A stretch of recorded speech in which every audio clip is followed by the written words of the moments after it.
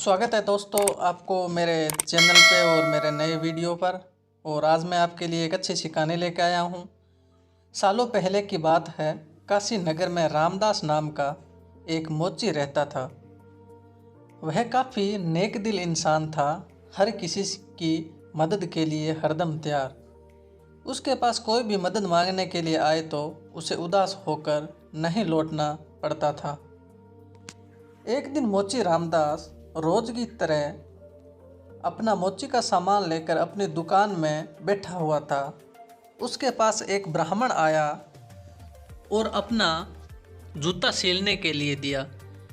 जूता सीलते हुए रामदास ने ब्राह्मण से पूछा, आप कहाँ से आए हैं? ब्राह्मण देव ने जवाब दिया, मैं कावेरी तट से यहाँ गंगा माँ के दर्शन करने और नहाने आया हूँ। एकदम से मोची रामदास ने पूछा, क्यों, आज कावेरी नदी में पानी खत्म हो गया है क्या? ब्राह्मण ये बात सुनकर हैरान हो गया। उसने रामदास से कहा, तुम गंगा तट पर रहते हो और ऐसी बात कर रहे हो, क्या तुम्हें गंगा माँ का महत्व नहीं पता?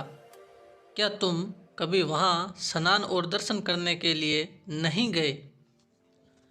रामदास ने जवाब दिया, ना, मुझे महत्व पता है और ना मैंने कभी वहाँ स्नान किया है। रामदास आगे कुछ बोलता कि उससे पहले ही ब्राह्मण देव ने कहना शुरू कर दिया, गंगा तट पर रहकर ना गंगा की शक्ति का पता है और ना कुछ और, तभी तो तुम्हारे भाग फूटे हैं। उसके बाद ब्राह्मण ने रामदास को गंगा माँ की महिमा सुनाई। ब्राह्मण की बातें सुनने के बाद रामदास ने कहा, अपना मन साफ हो तो हर तट का पानी गंगा है। इतना कहने के बाद रामदास ने जल्दी से जूता सीला और ब्राह्मण से कहा, आपका जूता ठीक हो गया है। अब गंगा किनारे जाते हुए क्या आप मुझ पर एक एहसान करेंगे? ब्राह्मण देव ने कहा, जरूर, बताओ क्या करना है।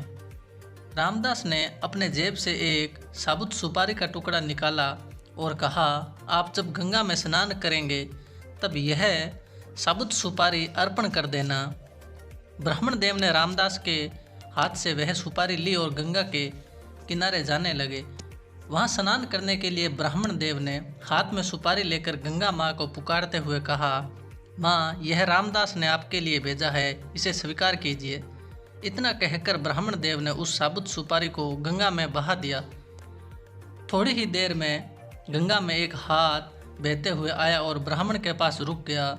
उस हाथ में एक सोने का एक कंगन था। उसी समय एक आवाज़ आई, मेरी तरफ से यह कंगन रामदास को दे देना। गंगा माँ की तरफ से रामदास के लिए सोने का कंगन आता देख ब्राह्मण हैरान हो गया। दंग ब्राह्मण ने कंगन को हाथ में लिया। कंगन हाथ में लेते ही ब्राह्मण के मन में लालच आ गया। उसने सोचा कि मैं यह कंगन रामदास को नहीं दूंगा। आखिर रामदास को पता ही कैसे चलेगा कि माँ गंगा ने उसे कंगन देने के लिए कहा है। इस सोच के साथ ब्राह्मण आगे बढ़ने लगा। कुछ दूर जाते ही उसके मन में हुआ कि अगर मैंने यह कंगन बेचा तो पूछताछ होगी और मुझ पर चोरी का इल्ज़ाम लग सकता है। मैं सीधे यह कंगन राजा को देता हूँ, वो खुश हो जाएंगे और इनाम भी देंगे। इसी सोच के साथ ब्राह्मण सीधे राजमहल पहुँच गया। वहाँ पहुँचते ही राजा को प्रणाम करके उस ब्राह्मण ने उन्हें कंगन भेंट कर दिया। उस कंगन की चमक से राजा और वहाँ मौजूद दूसरे लोग दंग रह गए। राजा ने कहा, ब्राह्मण देव, यह कंगन देखकर तो लग रहा है मानो यह सर्वलोक का है। राजा ने वह कंगन अपनी पत्नी को दे दिया। पत्नी ने जैसे ही कंगन पहना वह खुश हो गई। तभी राजा ने ब्राह्मण से कहा, यह एक कंगन है, मुझे उसका दूसरा जोड़ा भी चाहिए। रानी दोनों हाथों में यह कंगन पहनेगी तभी उसकी शोभा और बढ़ेगी। यह सुनते ही ब्राह्मण के पसीने छूट गए। राजा ने तुरंत पूछा, क्या हुआ, आप परेशान क्यों हो गए? यह कंगन चोरी का तो नहीं है ना? तुरंत ब्राह्मण ने जवाब दिया, नहीं नहीं राजा साहब, यह चोरी का नहीं है।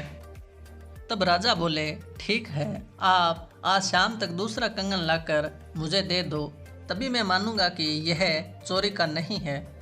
जी राजा साहब कहते हुए घबराया हुआ ब्राह्मण राजा के दरबार से निकल गया। राजा ने अपने कुछ सिपाही ब्राह्मण के पीछे लगा दिए ताकि उन्हें कंगन का सच पता चल सके।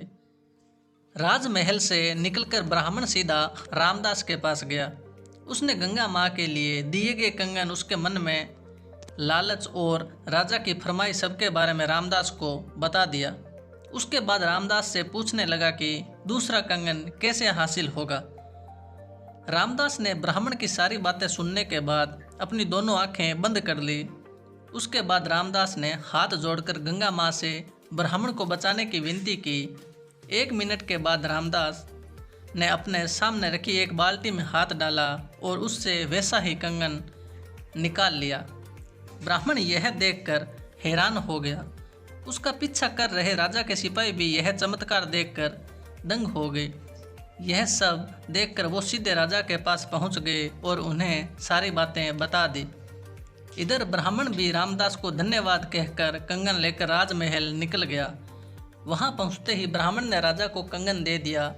राजा ने उससे कुछ नहीं पूछा और चुपचाप कंगन ले लिया। कंगन लेने के बाद राजा खुद अपने सिपाहियों के साथ रामदास की दुकान पर गए और रामदास को गंगा माँ की भक्ति के लिए इनाम दिया। दोस्तों, मेरे चैनल को सब्सक्राइब जरूर करना अगर आप मेरे चैनल पे नए हो। तो दोस्तों, कहानी से हमें यह सीख मिलती है कि इंसान सिर्फ दिखावा करके कुछ हासिल नहीं कर सकता। भक्ति, मान, सम्मान सब दिल से होना चाहिए। धन्यवाद दोस्तों।